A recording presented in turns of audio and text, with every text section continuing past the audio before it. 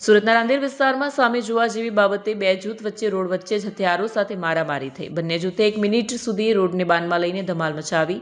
ઘટનાની ગંભીરતાને જોતા રાંદેર પોલીસ તાત્કાલિક હરકતમાં આવી હતી। પોલીસને બાતમી મળી હતી કે હુમલામાં સામેલ 3 શખ્સ ઉગત કેનાલ રોડ પાસે ઊભા છે।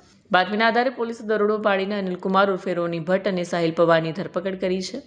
પોલીસે ધરપકડ કરેલા આરોપીઓની પૂછપરછ કરી, જેમાં અન્ય સાગરીતોના નામ પણ ખુલ્યા છે। હાલ આ કેસમાં ફેનિલ પટેલ, રાજ સિંધે અને નકુલ પટેલ વોન્ટેડ જાહેર છે। પોલીસની અલગ અલગ ટીમો વોન્ટેડ શખ્સોને પકડવા તપાસ કરી રહી છે।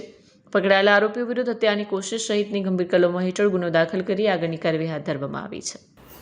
ગત તારીખ 5/4/2026 રોજ રાંદેર પોલીસ સ્ટેશન વિસ્તારમાં એક ઉગમ કેનાલ છે, ત્યાં રામા રેસિડેન્સી છે। એ વિસ્તારમાં 3-4 જે છોકરાઓ છે, યુવાનો ત્યાં ઊભા હતા અને સામેથી એક યુવાન ત્યાં એક્ટિવા લઈને ત્યાંથી પસાર થતો હતો।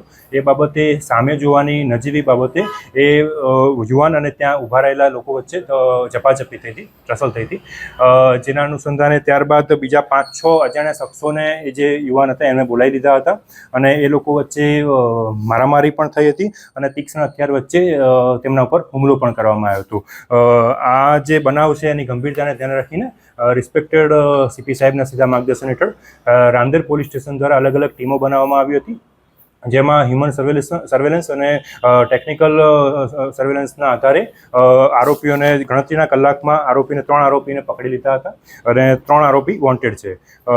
પકડાયેલા આરોપીમાં એક છે અનિલકુમાર ઉર્ફે રોની પપ્પુભાઈ ભટ્ટ, બીજો છે સાહિલ સુનિલભાઈ પવાર અને ત્રીજો છે કાયદાના સંઘર્ષમાં આવેલ એક બાળ કિશોર છે।